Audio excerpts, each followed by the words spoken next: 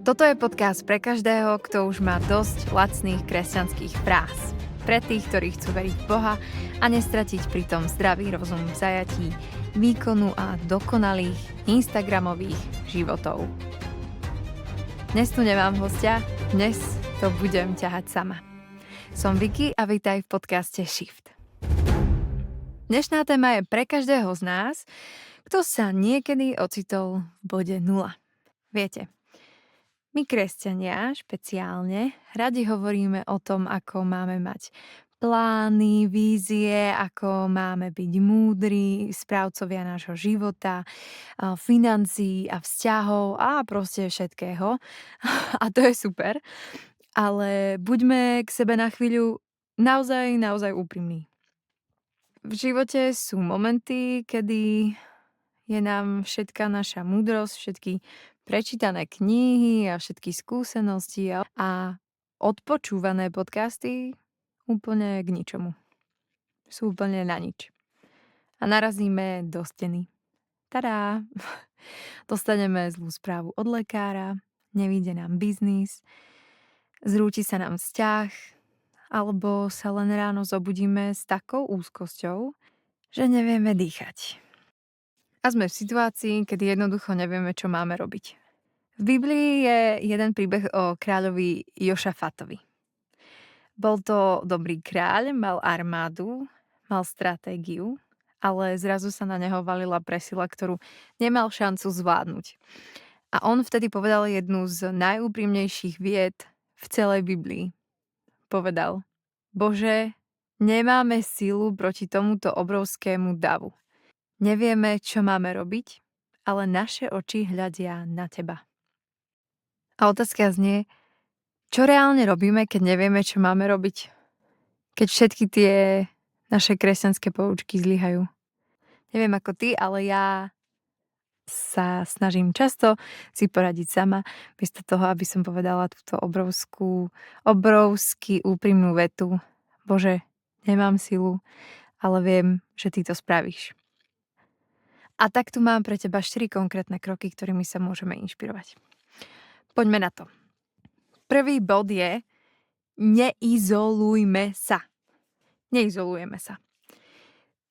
Prvá vec, keď sme pod paľbou, tak náš prvý inštinkt je zdrhnúť a zavrieť sa. A ten Jošafát urobil presný opak. Biblia hovorí, že zvolal ľudí dokopy.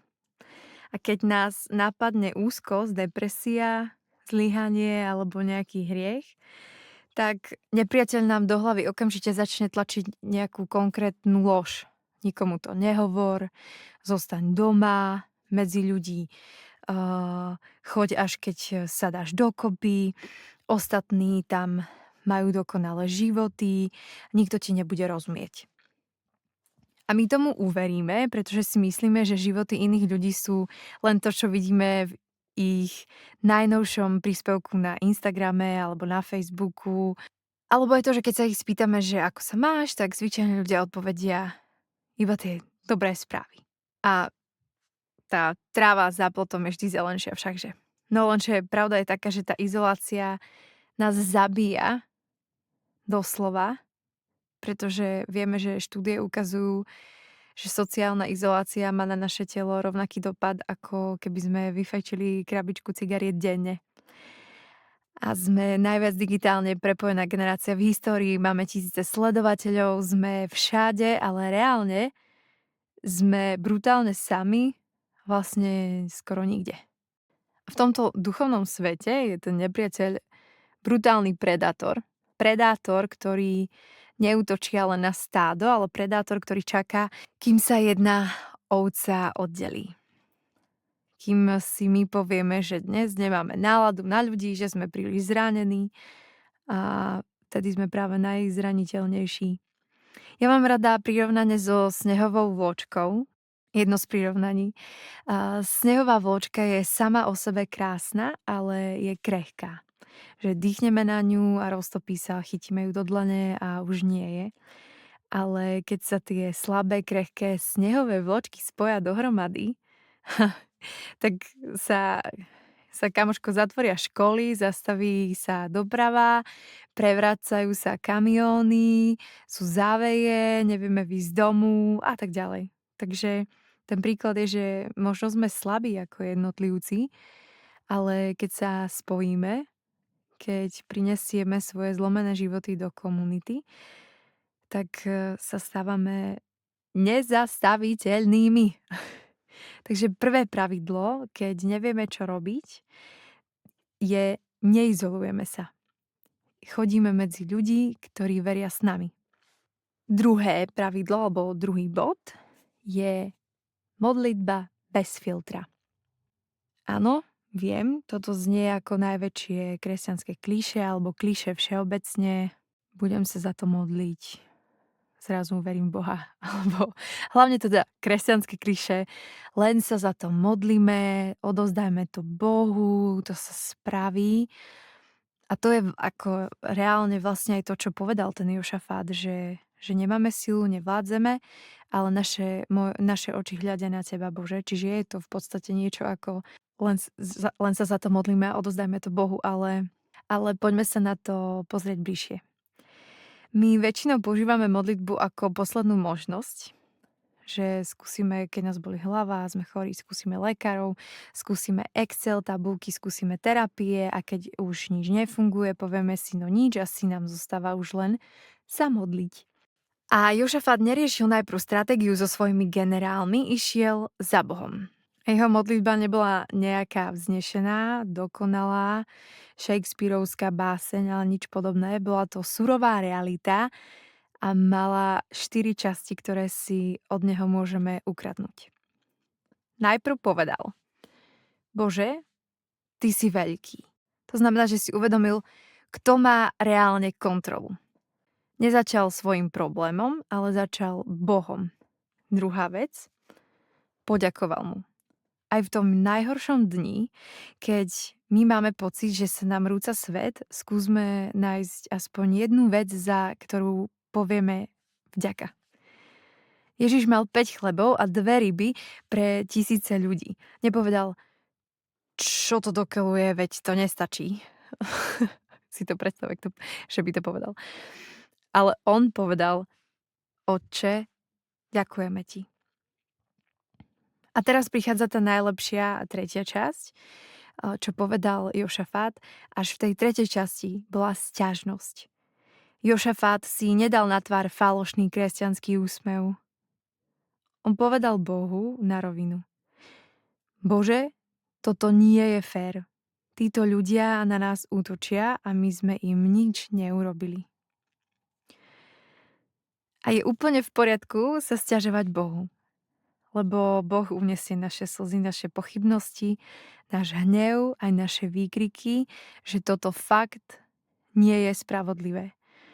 A môžeš si spomenúť aj na posledný rozhovor s Veronikou, kde hovorila presne, že keď sa akoby falošne modlila za svojich nepriateľov, tak to nefungovalo a vnímala, že ju Boh konfrontuje. Ako náhle povedal úprimnú modlitbu, že tých ľudí neznáša a že aj ich ale dáva Bohu, tak vtedy začal konať a vtedy začala vidieť tú zmenu úprimnosti. A ja verím a vidím aj vo svojom živote, že je oveľa lepšie sťažovať sa v modlitbe Bohu, ako sa sťažovať všetkým ľuďom naokolo, ohovárať a tváriť sa pred Bohom, že sme v pohode. Takže nekončíme ale sťažnosťou. Tá štvrtá časť bola pomôž nám. My nevieme, že sme sa dobre modlili vtedy, keď sa nám okamžite zmenila nejaká okolnosť. My to vieme iba vtedy, keď sa zmení náš vnútorný postoj. Že modlitba nevyrieši hneď náš problém, ale vymení našu paniku za Boží pokoj. Čiže ak odchádzame z modlitby a cítime aspoň o kúsok väčší pokoj, taký ten nelogický pokoj, ktorý nedáva zmysel, tak sme sa pravdepodobne modlili dobre. Teda úprimne. Tretí bod. Sľub prichádza pred zázrakom. Tretia vec, ktorú je fajn pochopiť, keď nevieme, čo ďalej, je, že Boh často funguje inak, ako očakávame. Je to vlastne taký must have a ja si ho stále musím pripomínať vo svojom živote, neviem ako ty. Chceme najprv vidieť zázrak, aby sme mu uverili, ale Boh dáva najprv svoj sľub a až potom prichádza to zaopatrenie. Predstavme si to takto. Ak nám niekto dá do ruky šek na obrovskú sumu peňazí, kedy mu poďakujeme? Poďakujeme mu hneď v tej chvíli, keď ten papier držíme v ruke, nie? Alebo mu povieme, no uvidíme o 3 dní, keď mi to pípne na účte, potom ti možno poďakujem. Jasné, že by sme poďakovali hneď. Chodili by sme s takým papierom v ruke a tešili sa, aj keď tie peniaze ešte nemáme fyzicky na účte? Prečo? Lebo veríme tomu, kto sa nám po ten šek podpísal. Chodili by sme teda. A keď nám Boh niečo sľúbi, či už je to cez slovo z Biblie, ktoré nás vnútorne zasiahne, alebo cez hlboké uistenie v našom srdci, tak sa z toho môžeme tešiť už teraz. Aj keď sme ešte stále chorí, aj keď máme ešte stále na účte nulu, aj keď sme ešte stále vo vzťahu, ktorý škrípe, často máme väčšiu vieru v podpísaný kus papiera z banky, než v Boží sľub. A Boh často povie slovo a potom sa pustí do práce na tom sľube. Ale niekedy nepracuje na tom zázraku, ale pracuje na nás, aby sme boli vôbec pripravení ten zázrak uniesť. Takže to chce trpezlivosť. Ak nám dal sľub, tak on neblafuje. Tuto by sme mohli ísť veľmi hlboko ešte do nejakých teologických častí, čo sa týka sľubu a prorokovania, ale to budú ďalšie časti. Toto je ten krok viery k tomu, že keď vieme, že je to sľub od Boha, tak sa z neho môžeme už v tom momente radovať a Boh bude pracovať na nás. Posledný bod 4. Zázrak je Božia práca, ale kráčanie je naša. A tým sa dostávame k najťažšiemu bodu, keď Boh Jošafátovi povedal, nebojte sa, tento boj nie je váš, ale môj. Všetci si vydýchli. Halelúja, nemusíme nič robiť. Lenže v ďalšej vete im Boh povie, ale zajtra ráno vstaňte a choďte sa postaviť priamo pred nich. Počkať, čože? Ak je toto tvoj boj, Bože, nemôžeme zostať radšej doma v posteli? Nemôžeme tu len tak akože sedieť a uctievať ťa? Nie. Boh nám hovorí, dnes si na kolenách, zajtra v realite. Dnes sa modlíme a zajtra musíme urobiť ten ťažký krok. Lebo zázrak je Božia robota, ale naša robota je poslušnosť. Nie je našou úlohou premeniť vodu na víno, ale našou úlohou je doniesť tie prázdne nádoby a naliať tam tú obyčajnú vodu. Nie je našou úlohou rozdeliť more, ale našou úlohou je urobiť ten prvý krok a namočiť si nohy.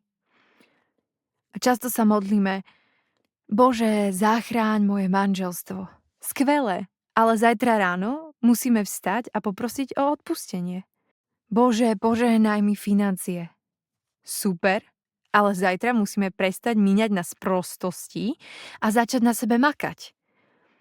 My by sme chceli produkovať zázraky, ale Boh od nás chce len to, aby sme robili kroky. Takže to každé jedno ráno je na nás, ako sa rozhodneme. Ale viete, čo je vtipné? Stojí nás to presne rovnako veľa energie veriť tomu, že veci dopadnú zle, ako veriť tomu, že Boh sa o nás postará. Lebo strach aj viera od nás vyžadujú to isté. Uveriť v niečo, čo ešte nevidíme. A veľa z nás sú praktickí ateisti. Veríme, že Boh existuje, ale správame sa tak, ako by tam vôbec nebol. Ráno sa zobudíme, zaradíme v hlave spiatočku a predstavujeme si tie najhoršie scenáre. Strach nám hovorí, diabol sa zajtra zjaví a zničí ťa. Alebo proste nám hovorí, že tu sa nesnáš, pretože to vôbec nevíde. Ale viera hovorí, Boh bude v mojom zajtrajšku čakať a zachráni ma. A zázraky sa totiž nedejú len tak v obývačke pri modlitbe, ale na ceste. Keď z tej modlitby vstaneme a urobíme krok do neznáma. A možno si momentálne v údolí, kde vôbec nečakáš víťazstvo, ale chcem nám všetkým pripomenúť jednu vec. Boh nepotrebuje lepšie okolnosti na to, aby konal. Nepotrebuje, aby sme sa presťahovali do iného mesta, aby sme mali dokonalú prácu alebo bezchybnú minulosť. Dokáže zmeniť naše údolie slz na miesto požehnania presne tam, kde práve sme. Takže keď nevieme, čo máme robiť, nezatvárajme sa do seba, sťažujme sa Bohu a nájdime svoj pokoj. Držme sa jeho sľubu, aj keď ho ešte nevidíme v realite. A zajtra ráno, keď staneme, tak urobme ten krok vpred. Presne ten, ktorý vieš, že máš spraviť bez toho, aby si pochybovala. Toto bol Shift.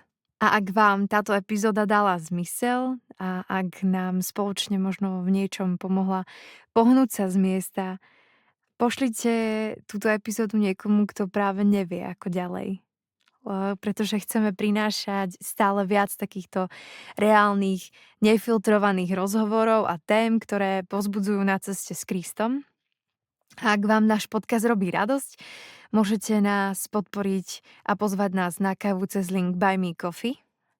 A nezabudnite dať samozrejme odber na YouTube, hodiť nám like a sledovať nás na Instagrame a TikToku. A mimochodom, túto epizódu pre vás nahrávam u nás v našom novom štúdiu Standout Media v Brne. Ak máte vlastný projekt alebo podcast a hľadáte miesto s profi technikou a skvelým tímom, napíšte nám na studio@standoutmedia.cz. Majte sa krásne, držte sa a nezabudnite, nech sa deje čokoľvek. Naše traumy ani naše zlyhania nás nedefinujú. V Kristovi sme novým stvorením. Počujeme sa pri ďalšej epizóde. Maj sa!